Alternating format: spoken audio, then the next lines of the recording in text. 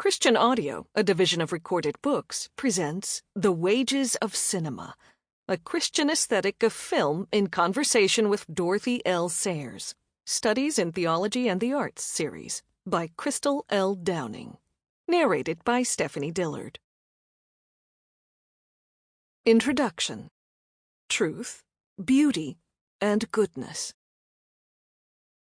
The cultural power of narrative cinema has long captured the attention of priests, pastors, and professors who write books assessing film through the lens of Christian faith.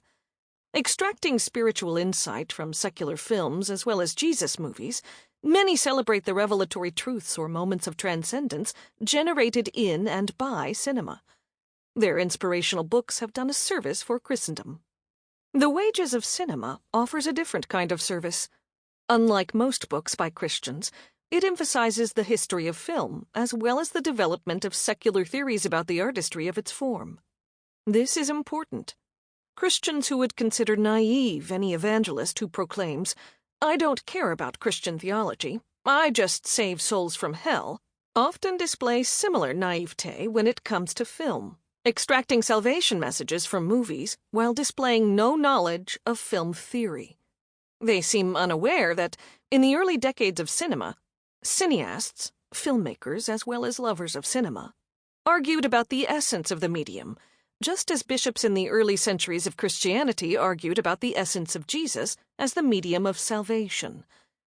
Earnest followers of film have long recognized the need to focus on the medium itself, rather than merely on their own uplifting experiences as viewers. In full endorsement of Christian orthodoxy, then, The Wages of Cinema seeks to reflect, even if on a screen darkly, what theologians study: historical development of doctrine about the medium. Debates about how Christ functioned as the medium of salvation were not resolved until the Fourth Ecumenical Council at Chalcedon in 451 CE. Even then, disagreements continued between the Eastern and Western Church, anticipating disagreements centuries later between Protestants and Roman Catholics.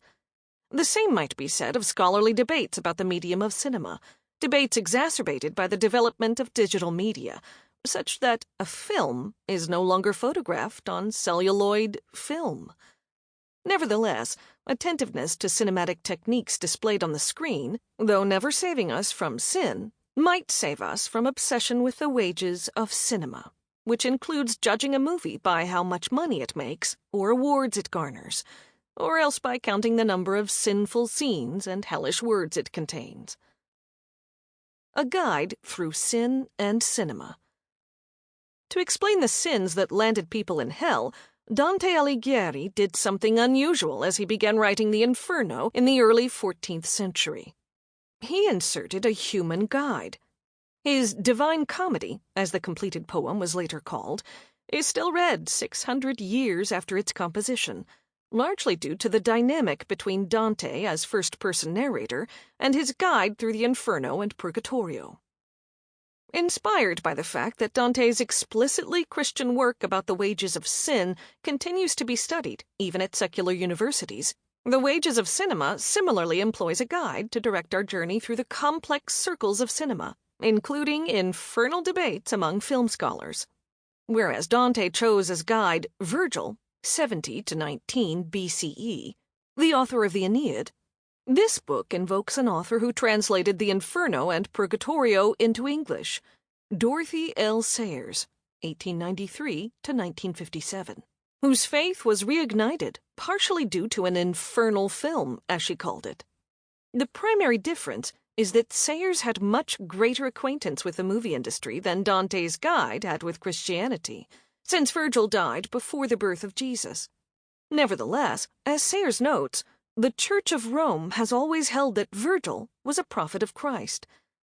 Similarly, this book demonstrates that Sayers is a prophet of cinema, largely due to her Christian aesthetic, which harmonizes with secular film scholarship.